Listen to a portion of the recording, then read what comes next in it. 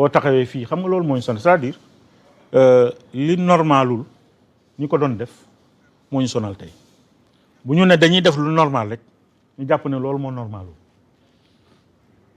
c'est-à-dire lu normalul moom lañ adopté woon moom lañ yàgg di wane fii Sénégal léegi yow boo ñëwee nga ne da ngay def lu normal rek dañuy def li ngay def nii moom moo normalul alors que li ñuy def nii moom moo normal ponction de salaire par exemple kooku c'est dans les textes hein c'est les textes qui le disent du décision boo xamante ne décision politique la texte yi ñoom ñoo ko. est-ce que loolu nekkoon position Sonko bien avant avènement pouvoir bi parce que ñoom lañ koy reproché sur la question bi posé woon temps boobu. waaw c'était la position de Sonko. ok parce que lii xew nii. lii musul xew. mais dañ doon bañal Macky dañ doon bañal Macky. parce que loolu. loolu moom. loolu am na yeneen niche yu ñu mën a. xam nga loolu fàtte turu lu dul nga dagg ko ci. xam nga lu bëri loo xamante am na lu bëri loo xamante ne. daawuñu ko nangu ñu ngi toog fii pendant des années. des accords yoo xamante ne nanguñu ko signé. nguur gi dafa ñëw signé yooyu yëpp ba pare di ko doxal. xanaa nag ku la jox ndekki bu la diggee añ nga xaar yow loolu yëpp am na. recrutement def nañ des recrutements plus de 2000 enseignants. CREM bi ñu def des recrutements. loolu yëpp ñu def ko ba tey jii ministère de l'éducation def jël ay décisions. jëm ci wàllu enseignants yi mooy lan mooy la signature de 22 arrêtés. pour 3284 agents admis définitivement. mais loolu ce sont des décisions pourquoi les enseignants ne parlent pas de ça. dikkaat ci nga ne. 3284 agents admis définitivement après la signature de 22 arrêtés. waaw loolu tey la. Le ministre de l'Éducation nationale, c'est déjà signé, a procédé à la signature de 22 arrêtés d'admission définitive dans le cadre du suivi administratif et de la gestion de carrière des agents du département. mais am na lu des tamit. Dafa nank rek. Au total, 3284 agents sont concernés par cette nouvelle vague de régularisation répartie comme suit. C'est pas tous les agents.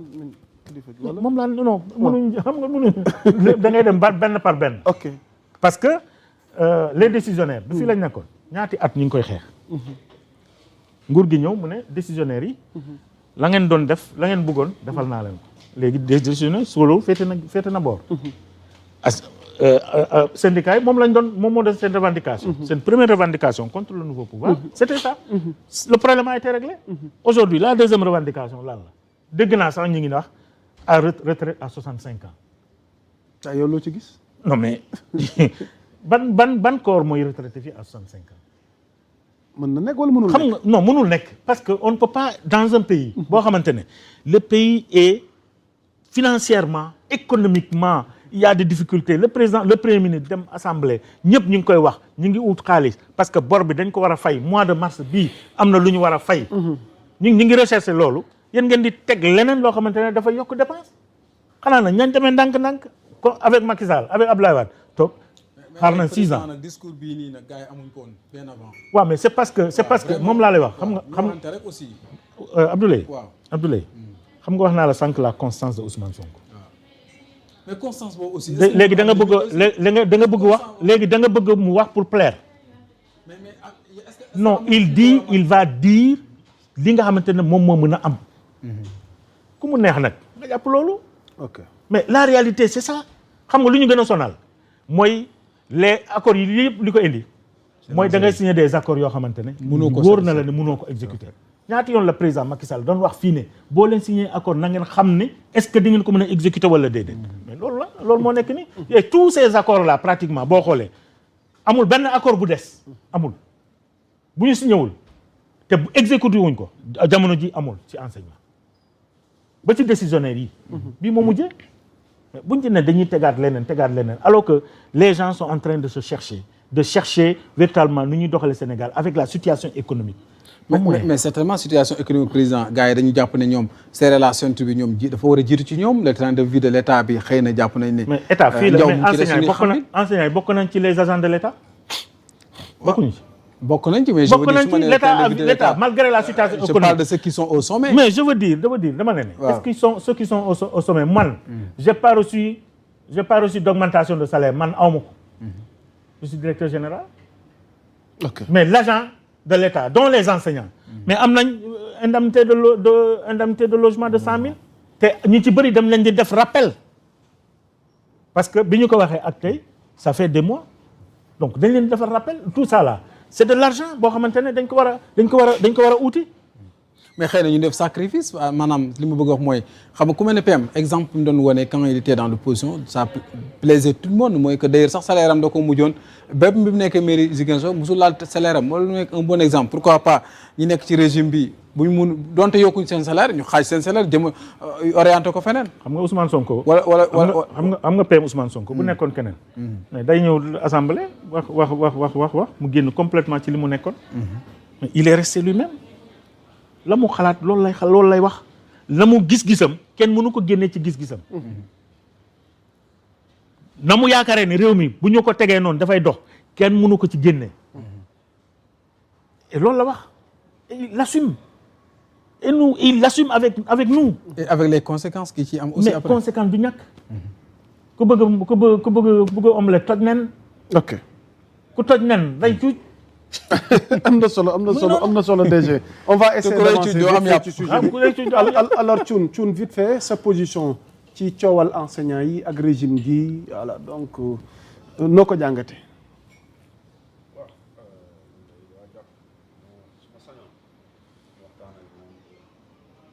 solution ñu bañ a nekk ci ay xëccoo bi mooy.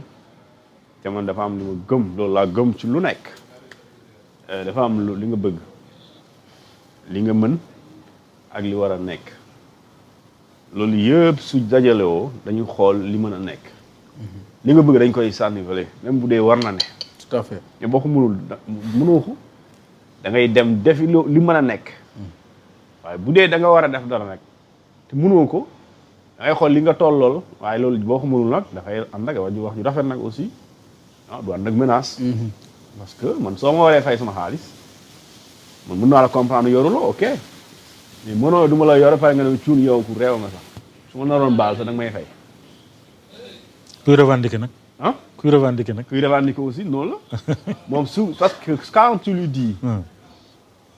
am na loo xam ne mënuñ ko te boo leen continuer def wala dinañ jàmmarloo ak yéen kooku da yaa ngi koy menacer lay tontu parce que l'enseignant amul benn arme budul utiliser son droit de grève et ça c'est un droit constitutionnel constitution moo ko may enseignant pas enseignant tout Sénégalais d'ailleurs article 25 moo ko wax daf ne Sénégalais bu ne am nga droit bokk ci association syndicale nga bokk ci défendre sa droit en tant que travailleur défendre say intérêt wala ñi nga àndal ngeen def ko te kenn mënu la dàq ci loolu bu fekkente ni abusé woo ci droit boobu nga am et loolu beneen cas la.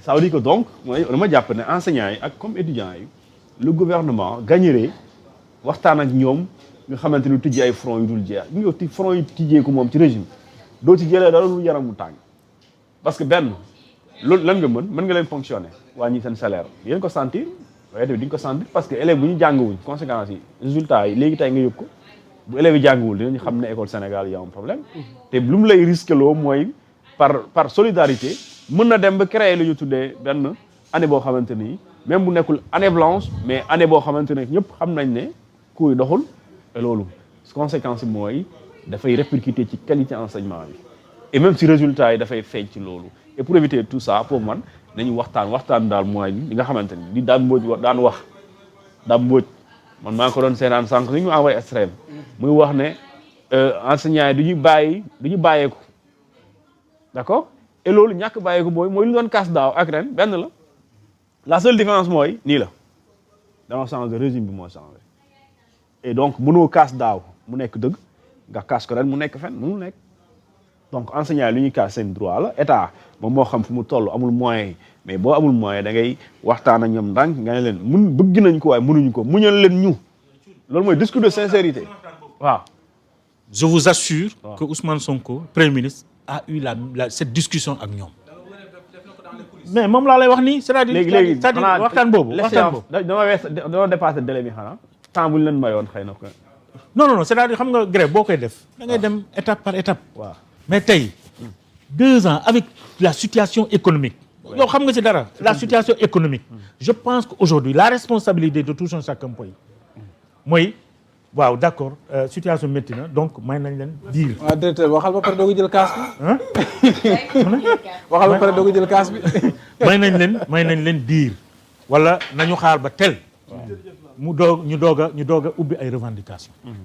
mais mënoo jékki-jékki comme ça avec la situation tendue moi père de famille ma xam ci dara ñoom ñëpp ay père de famille lañu ñoom sax ay père de famille lañu nga da ngay jël décision comme ça pour man waxtaan bi nga waxtaan muy ministre bi muy ñeneen muy premier ministre lañ la wax dañ ci war a tënku gum ba ci kanam man je ne dis pas il faut pas revendiquer le syndicaliste qui ne revendique pas tu sors de ton champ de bataille. Ouais. Chaque jour c'est des revendications mais revendications yi mënuñu leen satisfaire tout de suite surtout pour des revendications yoo xamante am na yu ñu fekkoon fii n'oubliez pas qu'on est à 2 ans dafa am revendications yu ñu fekkoon fii ñu satisfaire revendications yooyu yëpp ñu ubbiwaat yeneen li taxoon daaw jànguñu c'était les décisionnaires la woon def fi ay grève yu dul jeex nguur gi ñëw mu ne décisionnaires yi jeex na je signe tout de suite yéen ñëpp dañ leen di valider. alors qu'est-ce qu'il faut faire pour balaa ñuy jàll ci yeneen mooy dama koy rejoindre nañu delluwaat ci waxtaan. mais également maa ngi leen di ñaan ils sont patriotes mais nañu delluwaat ci patriotisme. ok ñu xam ni réew mi dafa nekk ci situation et c'est ce que le premier ministre a dit.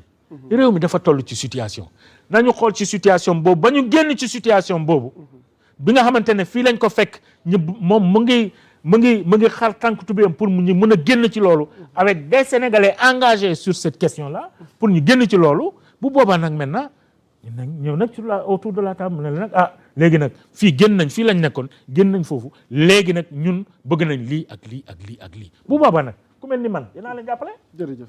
ku mel ni Thioune dina leen jàppale ku mel ni yow da nga leen jàppale waaye situation bii je pense que ñëpp ñu ngi koy dund. da nga bëgg wax daal ndimbal na ci fekk loxo ba. absolument jërëjëf.